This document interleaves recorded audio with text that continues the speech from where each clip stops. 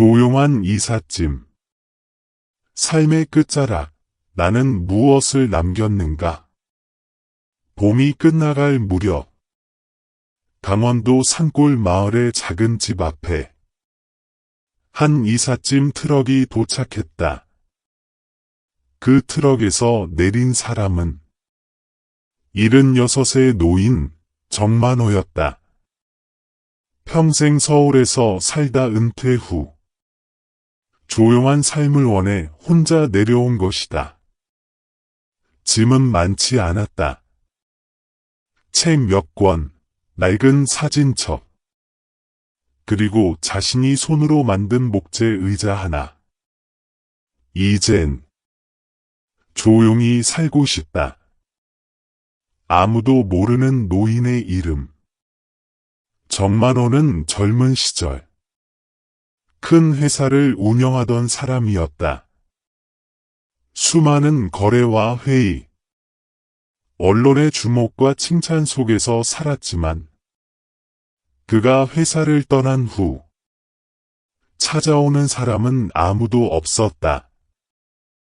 가족과는 멀어졌고 친구들과도 연락이 끊겼다. 돈, 성공, 명예, 그게 다 무슨 의미였을까? 그는 매일 혼잣말을 하며 자신의 삶을 되돌아봤다. 첫 번째 밤.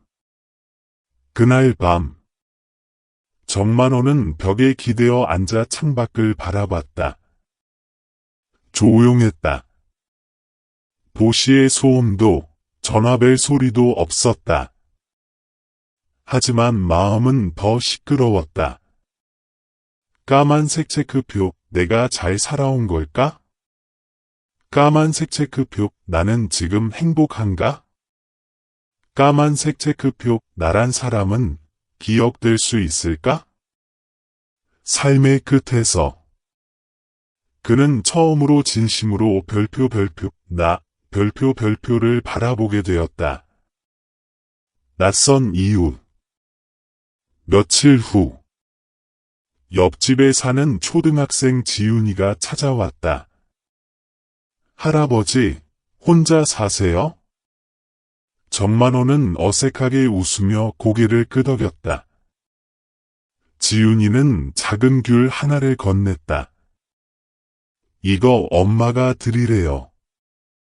그날 이후, 지윤이는 가끔 찾아와 말을 걸었고, 정만호는 처음으로 사람과 눈을 맞추는 따뜻함을 느꼈다.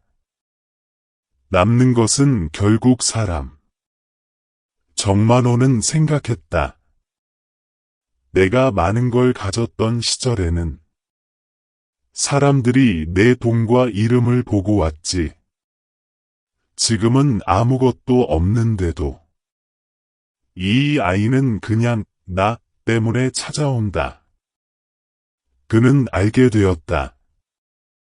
끝에 남는 건 명함도 통장도 집도 아니구나. 그저 누군가가 당신 덕분에 마음이 따뜻했어요라고 말해주는 존재가 되는 것.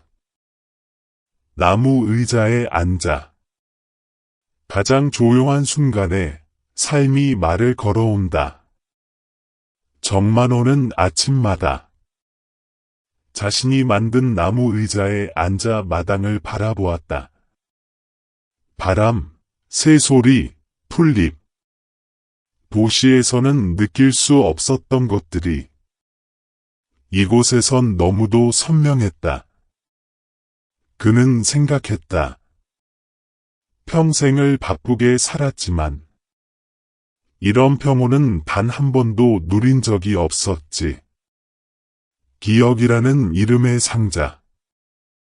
하루는 다락방을 정리하다 오래된 상자 하나를 발견했다. 그 안에는 까만색 체크표 젊은 날 친구들과 찍은 사진, 까만색 체크표 아내와 주고받은 편지, 까만색 체크표 아들의 초등학교 그림. 모두가 한때 소중했던 존재들이었다. 하지만 지금은 곁에 아무도 남아있지 않았다. 정만호는 편지 하나를 꺼내 읽었다. 당신은 항상 앞만 보고 달리지만 나는 당신이 잠시 멈춰서 내 손을 잡아주길 기다리고 있어요. 그는 눈을 감았다. 그리고 그제야 자신이 놓쳐온 수많은 순간들이 떠올랐다. 찾아온 편지 한 통. 어느 날 낯선 봉투 하나가 도착했다. 보낸 사람은 아들 정윤석. 아버지, 오랜만입니다. 사실 많이 원망도 했고 너무 멀게 느껴졌지만 시간이 흐르고 나니 제 마음도 조금씩 풀어졌습니다. 어릴 적 아버지가 만들어준 나무 의자.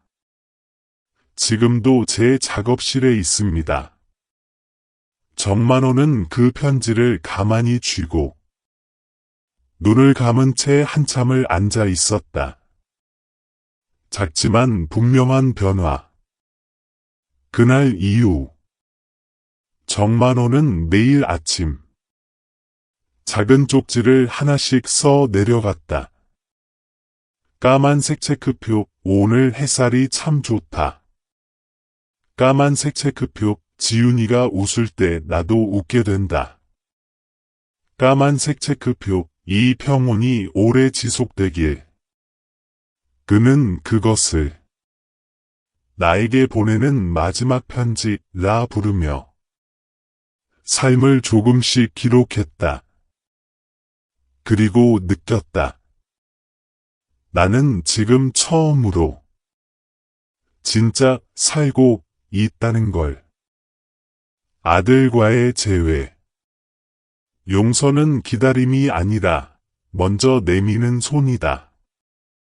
늦가을 어느 날 낯선 자동차 한 대가 마당 앞에 멈췄다. 차에서 내린 남자는 30이 훌쩍 넘은 정윤석. 정만호의 아들이었다. 아버지와 아들. 긴 세월을 뛰어넘어 다시 마주한 순간. 둘은 한동안 아무 말도 하지 못했다. 어색한 첫 대화. 아버지, 잘 지내셨어요? 정만호는 조용히 고개를 끄덕였다. 내가 와줄 거라곤 생각 못 했단다. 윤석은 낡은 나무 의자에 앉아 조심스럽게 말을 꺼냈다. 예전엔 정말 많이 미웠어요. 항상 일만 하고 집에 있어도 마음은 없었으니까요. 정만호는 고개를 숙였다. 그 말은 부정할 수 없는 사실이었다. 묵은 감정의 해소. 하지만요. 어느 순간 깨달았어요. 저도 이제 아버지가 되었거든요. 아버지가 왜 그렇게 살았는지 이해는 안 돼도 조금은 짐작이 가더라고요. 그 말에 정만호의 눈가가 붉어졌다. 미안하다, 윤석아. 그땐 너희를 어떻게 사랑해야 하는지도 몰랐던 것 같구나. 오래된 나무 아래서 그들은 함께 마당의 감나무 아래 앉았다. 감잎은 노랗게 물들어 서로를 감싸주듯 떨어지고 있었다. 아버지, 이 나무 그대로 있네요. 어릴 땐 이 밑에서 놀았던 기억이 나요. 정만호는 말했다. 그래.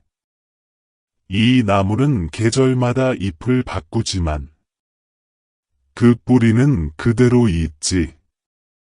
사람도 그런 거란다. 겉은 바뀌지만 속엔 언제나 연결된 마음이 있는 법이야.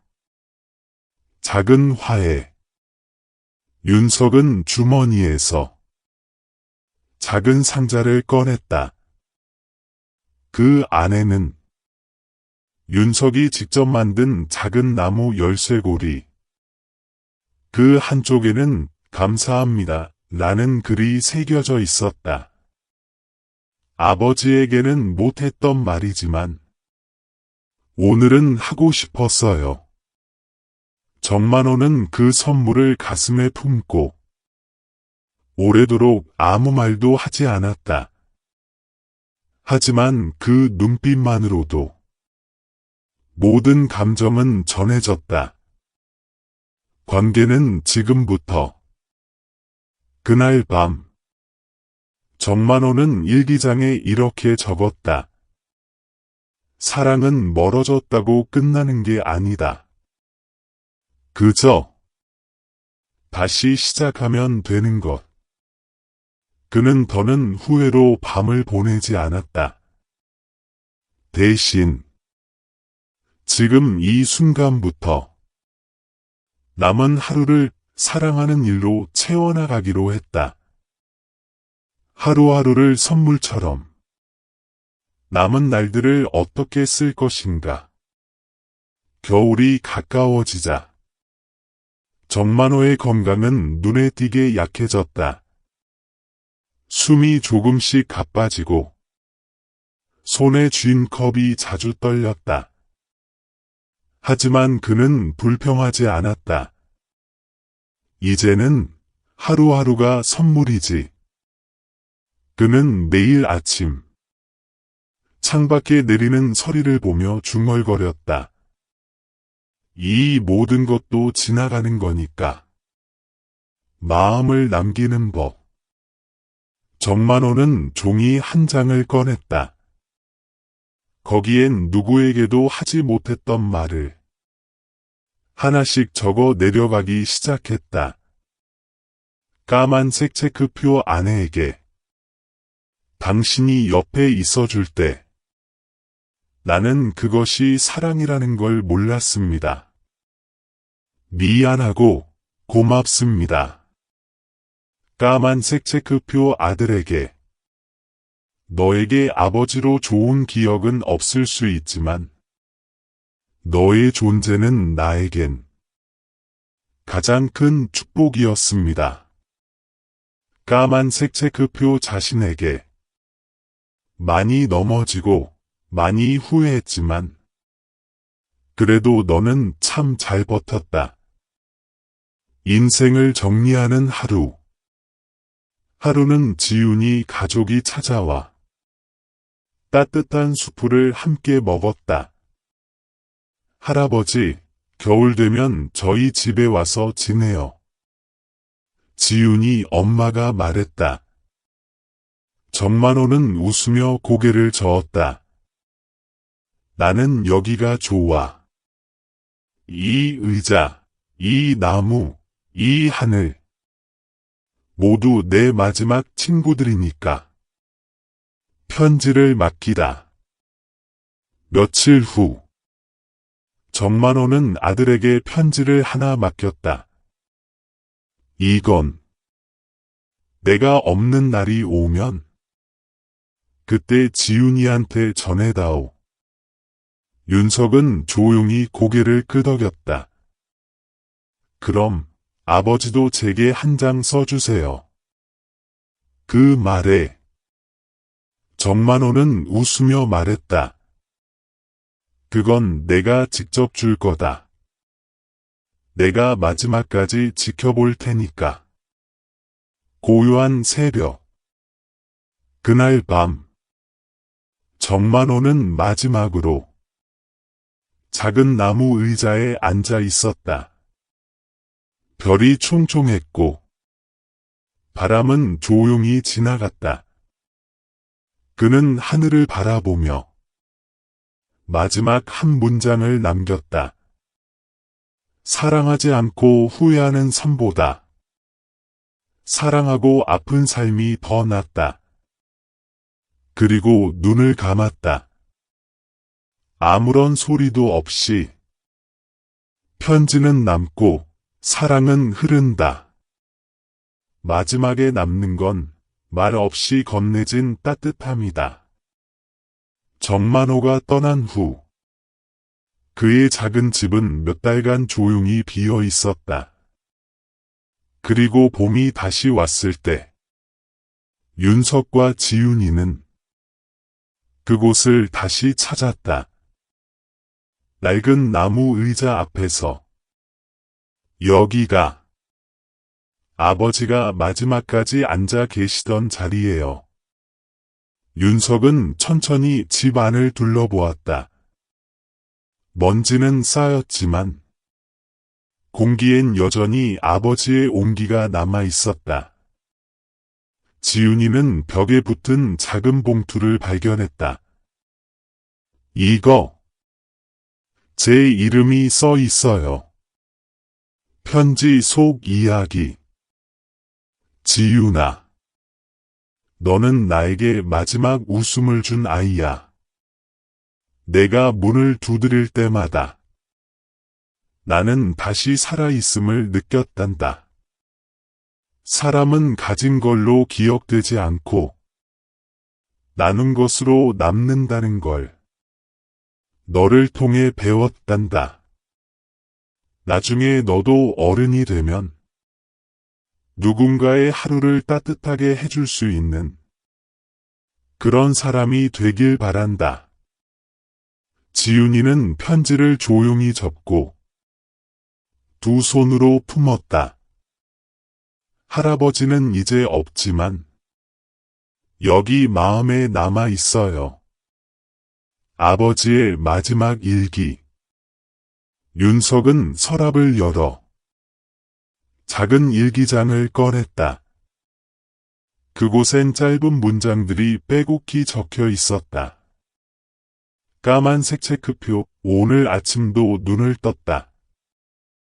감사하다. 까만색 체크표, 나는 나무처럼 살고 싶다. 조용하지만 흔들림 없이.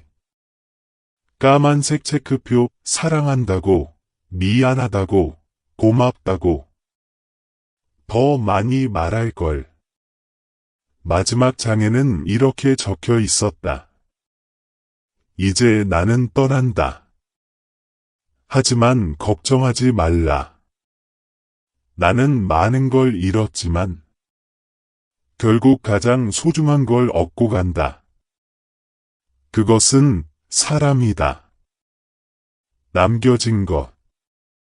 윤석은 그날 이후 아버지의 집을 고쳐 작은 쉼터로 만들었다. 까만색 체크표 여행객들이 잠시 머물다 가고, 까만색 체크표 아이들이 놀다 가고, 까만색 체크표 마을 어르신들이 차를 마시다 간다. 그는 말했다. 아버지는 떠났지만 여긴 여전히 사람을 따뜻하게 해주는 공간이에요. 마지막 한마디. 지윤이는 나무 아래에서 노트를 꺼내 썼다. 사람은 죽으면 사라지는 게 아니라 누군가의 기억 속에 살아있다. 그 사람이 남긴 말, 따뜻함, 미소, 손길. 그게 바로 끝에 남는 것이다. 그리고 덧붙였다. 끝에 남는 건 결국 사랑이었다. 펼쳐진 책 마무리의 메시지. 우리가 마지막으로 남기는 것은 돈도, 명함도, 물건도 아니다. 까만색 체크표 우리가 건넨 위로. 까만색 체크표 우리가 지켜낸 관계. 까만색 체크표 우리가 나눈 진심. 그 모든 것이 우리를 누군가의 마음속에 영원히 살아있게 한다. 삶의 끝에서 남는 것은 결국 어떻게 살았는가다. 여러분, 철학적인 삶에 대한 나눔을 끝까지 경청해 주셔서 감사합니다. 삶의 철학 채널 구독도 잊지 마세요. 그럼 안녕히 계세요.